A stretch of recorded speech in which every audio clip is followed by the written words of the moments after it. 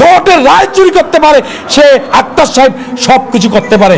আমি আক্তারকে চ্যালেঞ্জ করতেছি, আমি চ্যালেঞ্জ দিচ্ছি সে যে সত্যিকার অর্থে জনগণের রায় যে সে নির্বাচিত হয়, সে আমার চ্যালেঞ্জ গ্রহণ করুক।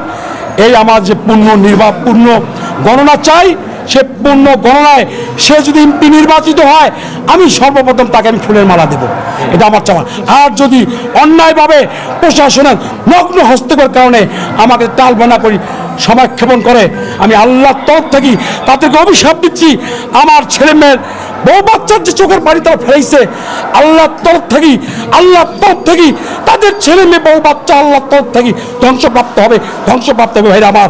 আমি বলি যে যে জনগণের ভোটের রায় চুরি করতে পারে সে আক্তার সাহেব সব কিছু করতে পারে। সে জুলাই যোদ্ধা নয়, সে জুলাই চোর, সে বর্চর চোর, সে বর্চর চোর, সে বর্চর। আমি তাকে ধিক্কার জানাই। ডিসি সাহেব উনি আমাদের কথা শুনছে, উনি আশ্বস্ত করছে যে আমাদের এই সিটটা পুনর্গণনা করার আশ্বাস দিয়েছে।